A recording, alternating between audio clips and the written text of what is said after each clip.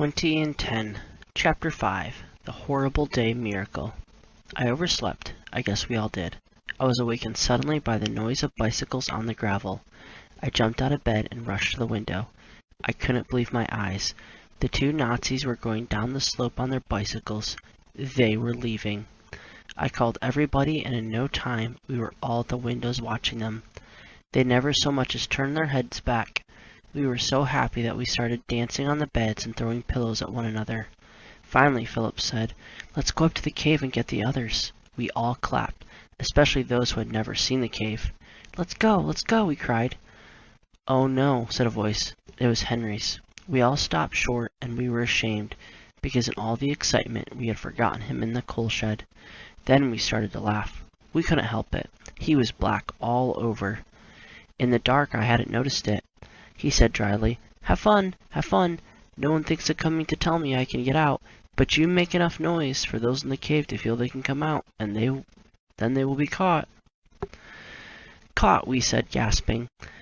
We stepped down from the beds quietly. Someone said, "But Henry, the Nazis have gone. We saw them go, way down the valley road." "You have no sense," retorted Henry. "Let's hope the others in the cave have more than you have. I know they have, or else they would be here already." Then Louis started to cry, Sister Gabriel! Sister Gabriel!" That sobered us completely, and we listened attentively to Henry as he went on. "They're leaving this morning like this. It's a trap. It's a trick. They want to see what we're going to do. They want to surprise us. They want to snatch our secret. They went, but they will be back. How do you know they aren't on their way back right now, cross country? They're going to go hide and spy on us. That's why we can't even go and say hello to the others in the cave." Nobody had anything to say. We all had the creeps. After a while, Philip ventured, "Let's go down and eat." That was a brilliant suggestion. It made us all feel much better. We went down, and Philip told how Arthur divided the bread in the cave, and we all agreed to do the same and to save as much as possible in the way of food, because we didn't know how long it would have to last. So we girls cooked rutabagas, and we all had that and a small piece of bread each. I don't know how we lived through that day. It was horrible. We kept feeling that they were watching us, and yet we didn't know if they were. We didn't dare even to throw a glance in the direction of the cave, and we lived in constant fear that those in the cave might get tired and hearing nothing come out. In the afternoon, someone suggested that we play at throwing rings, so we formed two teams, and we started to play, facing the road. It was my turn to throw, and I went over to take my place. I could see the road was deserted. I took the ring, and everyone was looking at me. That is, they had their backs to the road. I swung my arm and threw the ring, and everybody shrieked with terror as the ring was caught in midair by a man's arm, which had shot up behind me. It was the young Nazi who had sprung from around the corner of the house. He laughed nastily. "Thought we were gone, eh? Didn't know we'd been watching you for hours." We shuddered. Henry had been right. "Been looking around too," went on the Nazi. "We were told there's caves around this countryside. Don't you know about them, children? Let us go inside and we can talk better. Inside. Schnell. Heavy-hearted, we dragged our wooden shoes up the house. The old soldier came in, carrying a large cardboard box. "Open it," ordered the young Nazi. While this was being done, he said, "You did not have much to eat at noon. Rutabagas. I saw the peels in the garbage can. Poor children. Wouldn't you like a little extra? Look." He pointed to the box, out of which the old soldier proceeded to take out chocolate bars and colored candy. Our eyes popped, and we began to shift on our benches. But when the old soldier brought out oranges, real oranges, we couldn't help it. We shrieked. It was unbelievable. We had not seen oranges for years. Louis did not remember them at all. He was much too small, so he became very excited and clapped his hands, calling, pretty ball for Louis." We were aghast. Up to this time, Louis had been so good, he just had paid no attention at all to the Nazis.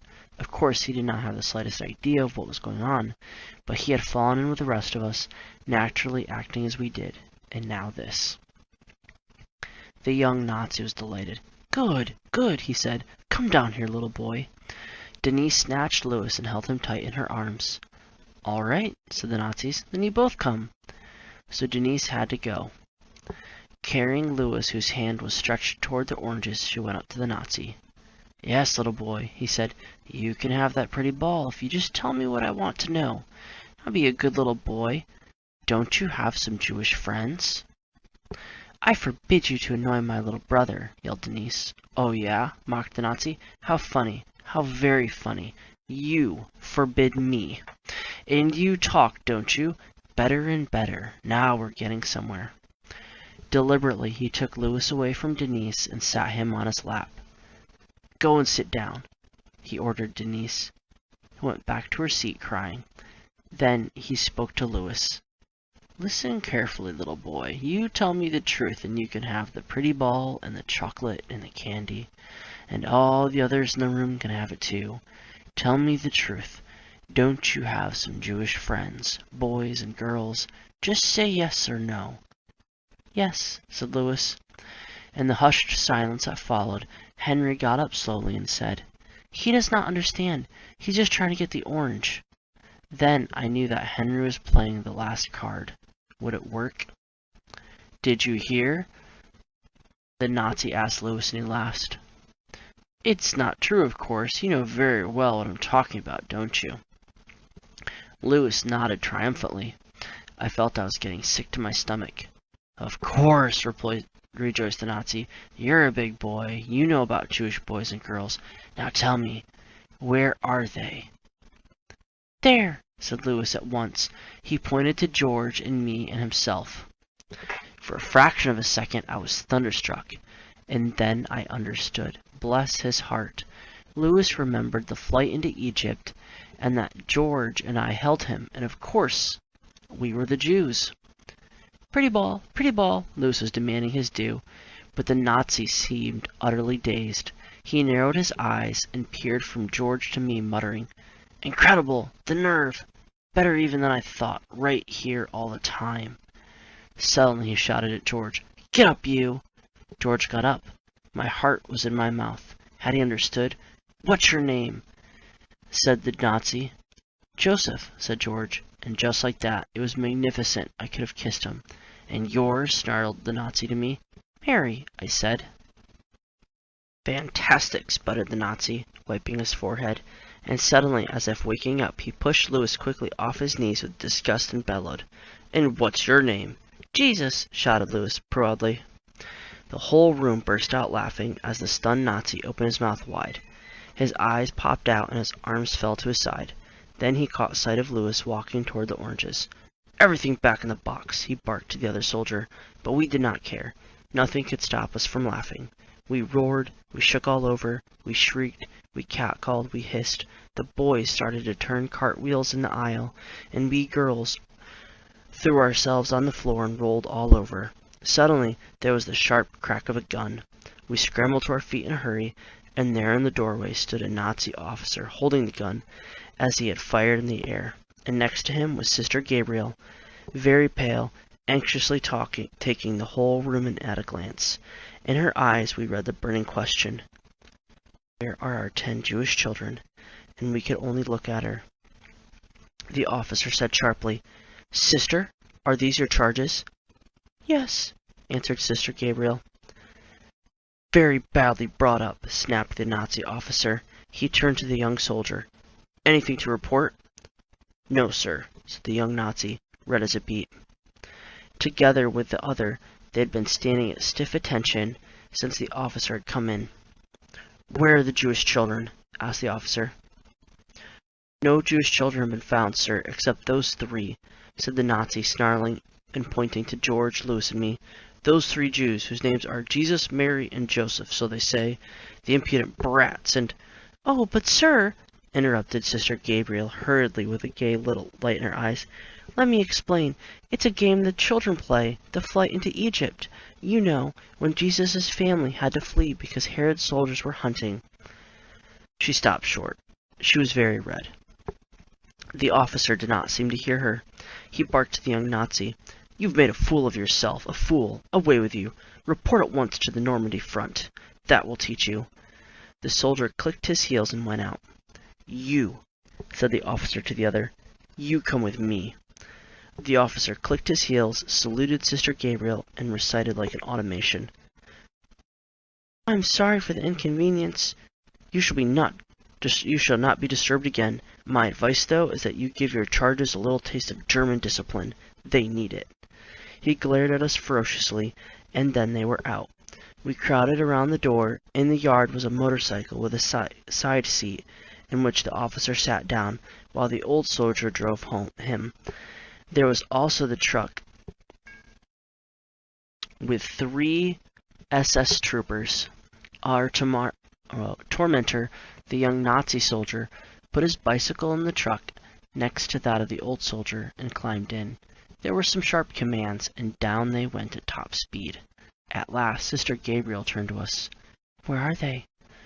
And we were all still so afraid that we told her the whole story in whispers. She kept laughing softly and saying, "Good, good, very good." Then she said, "The Nazis arrested me as I went into deal with it. They had come back unexpectedly, and they questioned me. Of course I would not answer, so they threw me in jail. This morning they told me that they had sent 2 men up here, and that the Jewish children had been found. But still I would not talk. I figured out that perhaps they were lying, though I could not see how they could help catching the children. They said, 'You don't believe us? We'll take you back to the school now, and you will watch the Jewish children being taken away in the truck.' That was the truck you saw," added Sister Gabriel. We all shuddered. Then Denise said, "Do you think, sister, that it's safe now, if one of us goes to the cave and tells the others the coast is clear?"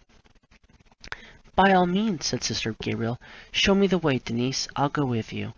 Off they went. After a while, Suzanne appeared. We hugged her. "Where are the others?" we asked. "Arthur says," she answered, "only one of us at a time, so it cannot possibly attract attention, just in case." It took a while for everybody to come down. Arthur was last. He said, "I think we should sleep in the cave from now on. During the day we can spell each other out and keep a watch, but not so during the night, so it's best we sleep in the cave." "He's right," said Sister Gabriel. And that was the way it was done for the duration. During the day we were all together, and we took turns watching the road and hills. At night the Jewish children went to the cave and stayed there until one of us went up in the morning to tell them that it was safe to come out. We did have several bad scares later, and right before the night too, so it was fortunate that Arthur's plan had been followed. But nothing was so terrible as the first time, and when the Americans liberated the country, the 30 of us were safe and sound, though the sound was somewhat hollow because we were all a little thin. But to go back to that first time, we were all talking together and telling one another what had happened in the house and in the cave when the Nazis were on their hunt. Sister Gabriel said, "You were all very brave. I don't know which was the hardest, to face the Nazis or to stay hidden in the cave." Suzanne said, "It seemed so long, so long. We did not dare to talk, not even in whispers. We did not dare to move. I tried to imagine that I was Mary, for good, and hiding on a cave on my way to Egypt. But Louis, the little one, was not there, and Arthur would not be Joseph." Arthur grinned. "Sister, I've had enough of the flight into Egypt." "So have I," said George. "Let's play something else. Couldn't we have a miracle, such as they played in the Middle Ages?" "We could act out the multiplication of loaves and fishes," volunteered Philip, thinking of food as usual. "But weren't we all thinking it all the time in those days?" "That reminds me," said Sister Gabriel, "that they did not let me take any of the food packages at Deerlift, so that means we shall have to manage with the little we have to eat at present." What a heavy blow.